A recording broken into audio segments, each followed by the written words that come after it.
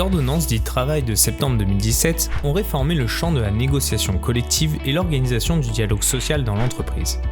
En effet, depuis janvier 2020, toutes les entreprises de moins 11 salariés doivent être dotées d'une nouvelle instance, le CSE. Ce dernier pourra jouer un nouveau rôle au sein de l'entreprise en tant qu'acteur de la négociation collective aux côtés du chef d'entreprise. Mais qu'est-ce qu'on entend par négociation collective ? La négociation collective a pour objectif de définir et d'adapter certaines règles du Code du travail aux besoins particuliers de l'entreprise et de ses salariés. Elle se concrétise par un accord d'entreprise conclu entre l'employeur et les représentants de salariés. Est-ce que le CSE peut négocier des accords dans l'entreprise ? Oui. En l'absence de délégué syndical, la négociation dans les entreprises est facilitée aujourd'hui et l'employeur peut négocier des accords directement avec les membres du CSE. Y a-t-il des différences selon les effectifs de l'entreprise ? Oui, selon que l'entreprise compte plus ou moins de 50 salariés, il y a différentes possibilités.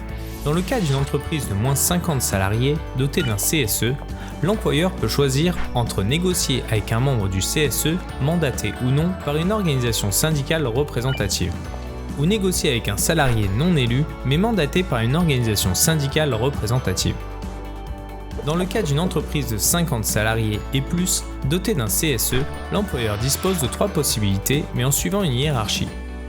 En priorité, négocier avec les élus du CSE, mandatés par une organisation syndicale représentative. À défaut, négocier avec les élus du CSE non mandatés par une organisation syndicale représentative. Et enfin, dernière possibilité, à défaut négocier avec des salariés non élus mandatés par une organisation syndicale représentative. Sur quel thème peut-on négocier ? Le champ de la négociation dans l'entreprise est très large depuis les ordonnances travail. De nombreux thèmes sont ouverts à la négociation d'entreprise et dans certains cas peuvent même déroger à la convention collective nationale dont dépend l'entreprise. En effet, aujourd'hui l'accord d'entreprise prime sur l'accord de branche. Mais attention, pour certains thèmes, l'accord de branche prévaut encore sur l'accord d'entreprise. La négociation portera alors sur des dispositions plus favorables pour les salariés de l'entreprise. Quels sont ces thèmes ? Sauf garantie au moins équivalente, l'accord d'entreprise ne peut pas en effet déroger dans un sens défavorable aux salariés à l'accord de branche sur 13 thèmes listés limitativement par le Code du travail. Comme par exemple, les salaires minima hiérarchiques, les classifications, les mesures relatives au CDD, la prévoyance et l'égalité femmes-hommes.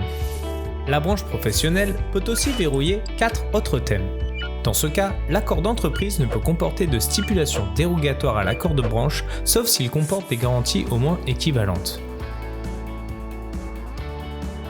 Prenons un exemple avec cette entreprise de mécanique de 28 salariés qui change de technologie et introduit des machines à commande numérique.